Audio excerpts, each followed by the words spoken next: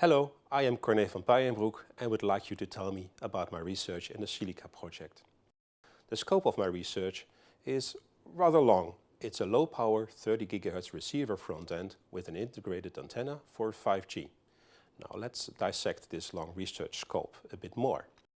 First of all, low-power 30 GHz receiver front-end means I have to study low-power radio architectures.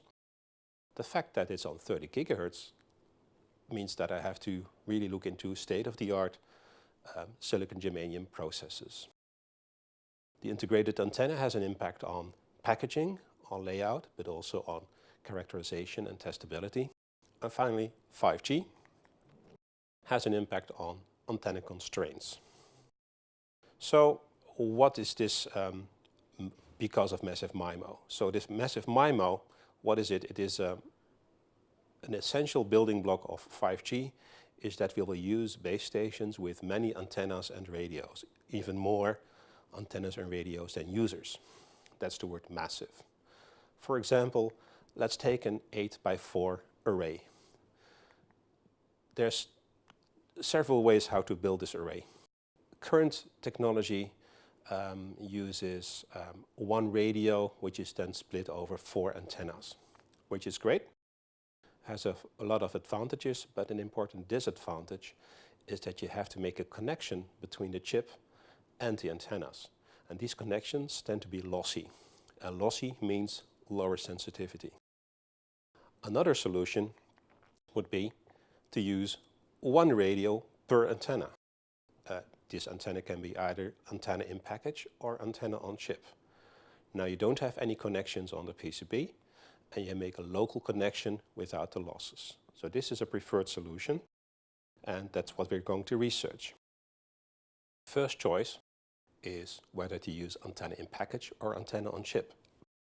There's a few things we know from the application and the frequencies. First of all, the 5G base stations use beam steering. In order to use beam steering, the antennas cannot be separated more than half a wavelength. In practice, that's about 5 millimeters. We also know that an antenna on a substrate has a size in the order of 4 millimeter for a dipole or 4 millimeter square for a patch.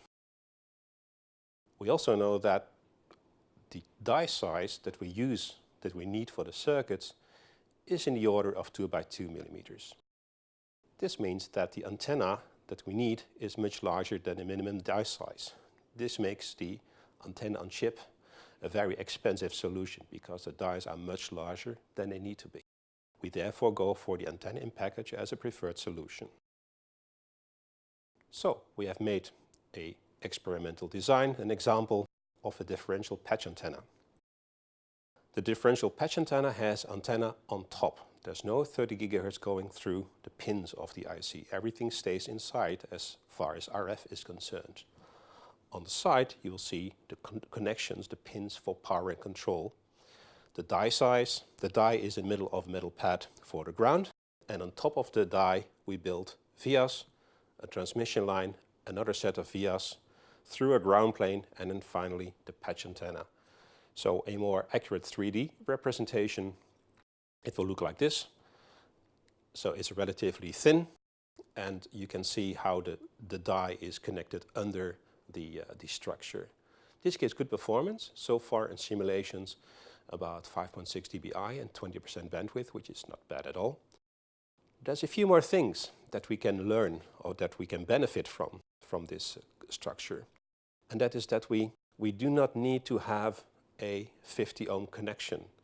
We can work with a differential connection.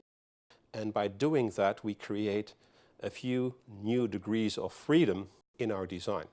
That means we no longer have to build a balanced to unbalanced transformer at the input. That means that we don't need to have a complicated matching network to 50 ohm at the input. Both contribute to lower losses and with that higher sensitivity of the base station. So there's a few challenges and future work ahead, of course. First of all, we will build the prototype and do characterization of the antenna performance. And secondly, the die, which was mounted under the antenna will have to be finalized at a layout and also fabricated. That was my presentation. If you have more questions or if you are interested in the subject, then please visit our website.